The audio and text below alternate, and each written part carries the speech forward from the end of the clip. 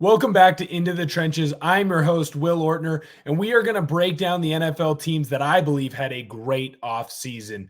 So first, we're going to start with the Bears. They went and got running back DeAndre Swift. Perfect fit for their team, right? He's going to run the ball efficiently. He can catch the ball out of the backfield. So there are a bunch of different ways to get him the ball in space and let him go and do work. Wide receiver Keenan Allen comes over in a trade with the Chargers. Great veteran wide receiver. He's not going to be asked to do too much, right? Like he's not going to be the number one target. Shoot, depending on how the year goes, he might not even be the number two target. But what you get out of him is a veteran who can teach the younger wide receivers, and you might be able to get what's left on his old legs. Then in the draft, you go out and you get Caleb Williams and you get Rome Odunze. Now Caleb Williams has DeAndre Swift out of the backfield that he can throw to. He has DJ Moore, Odunze at wide receiver. He's got Keenan Allen, and he's got Cole Kmet at tight end as top targets. What they've done is they've taken the first overall pick in the draft, drafted a quarterback that has probably the highest potential that we've seen in a really long time, probably since about Andrew Luck. And then they said, we are going to surround you with weapons. We're going to surround you with a number one wide receiver, an old crafty veteran wide receiver who's going to help you along in your growth. And we're going to get you a young wide receiver that you can grow with, and he's going to be one of your favorite targets. Oh, by the way, we're going to get you a running back who can catch the ball out of the backfield. And we have a tight end here that can be a big target for you. Just gigantic. Their O-line continues to improve. It gets older. It gets stronger. The defense last year came on strong. Plus, you've just added Kevin Baird at safety, and Jalen Johnson re-signs at cornerback. I love what the Bears did. They went from a team that was cellar dwelling, 2 years ago? And now all of a sudden, they look like one of the brightest teams in the NFL. Obviously, Caleb still has to hit. Odunze still has to hit. Allen has to make sure that he stays on the field and doesn't get hurt. But goodness gracious, I love what they've done there. The second team that I want to shout out is out in Baltimore. I love what they did. They go out and they sign Derrick Henry in free agency. You had a lot of issues last year with running backs getting hurt, and you lost a couple of your running backs. So what do? You go and sign Derrick Henry, but you sign him in the perfect spot. He's not too much money. We know that he's getting older, and so he's getting beaten down a little bit. So you're not going to ask him to run the football as much because you have Lamar Jackson there. Keep him fresh, keep him healthy, keep him strong as you get into the postseason. You keep Nelson Aguilar. That's huge. Love what's going on with Zay Flowers. He's emerging as a number one. Well, Aguilar can be your number two. Yes, he has some drop issues, but he's fast. He can test defenses, and he can go into the slot if you really need to. Love that. You sign Kyle Van Noy. You're going to keep him out on the edge, and then your big signing is Justin Matabuke. Huge year last year, a coming out party, 13 sacks, 56 tackles, 12 tackles for loss. That's huge at the interior D-line position. That's a really good edge rusher, and you're getting that pressure from your three tech. Absolutely gigantic. You had to keep Matabuke.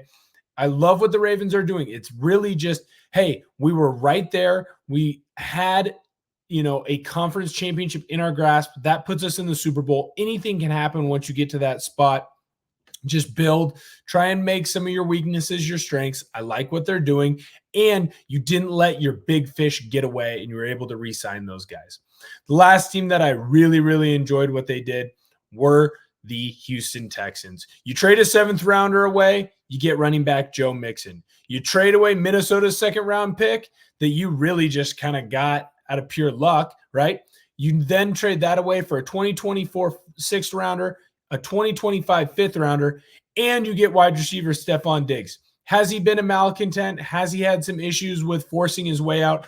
100%. But Diggs knows that this is his last chance at winning a Super Bowl, and he's going to come in and fit right in with Nico Collins and Tank Dell. He can help build those guys up and show them how to be a number one wide receiver while also elongating his career and making sure that he has the next best chance to reach the promised land. Oh, by the way, you re-sign your quarterback, CJ Stroud's favorite safety blanket, tight end Dalton Schultz.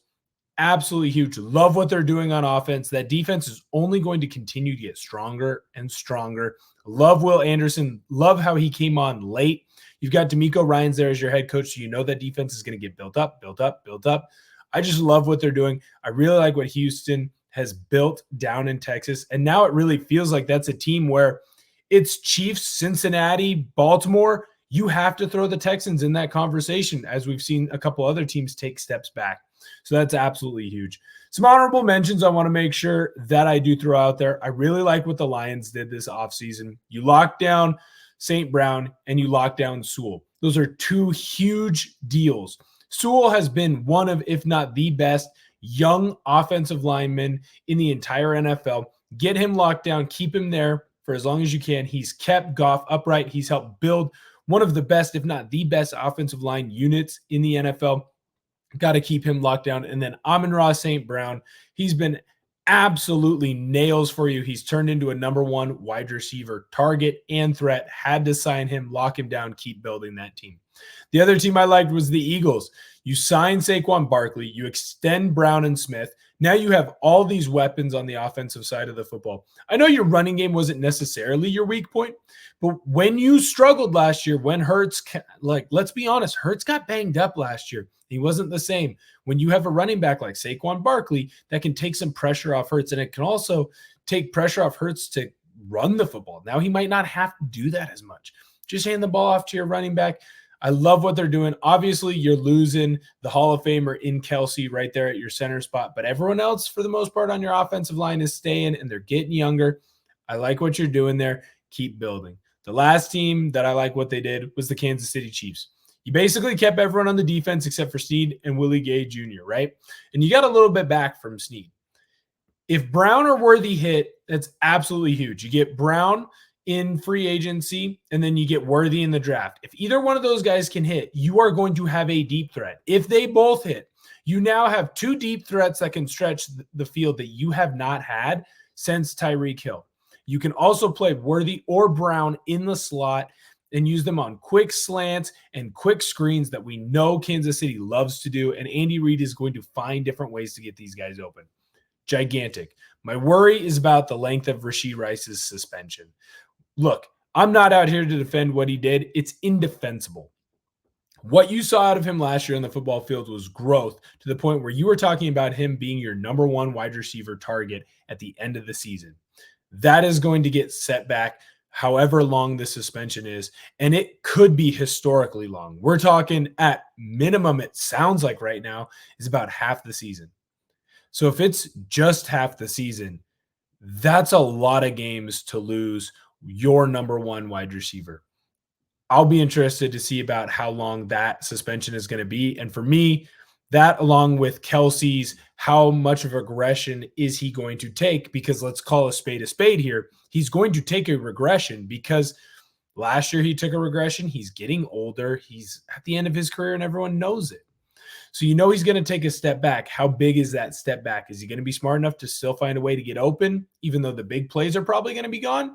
Or do we start to see, hey, as soon as he catches that ball, he's getting hit and he's getting tackled right away, and he's not able to get onto the edges and get, those key blocks that he had before in the screen game.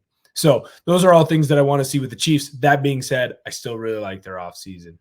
Make sure that you're paying attention to the channel. Make sure you hit that subscribe button. That way we can keep making videos like this. I have it planned. We're going to make a bad offseason for NFL teams, and we're even going to make a could be ugly offseason for some of these NFL teams. So make sure that you subscribe if you want to hear more of what we're doing here at the channel. Thank you so much for tuning in, and you have a wonderful rest of your day. Oh, look at this run. What a run. Marshawn Lynch still on his feet. Has blockers now. He's dancing his way for the touchdown.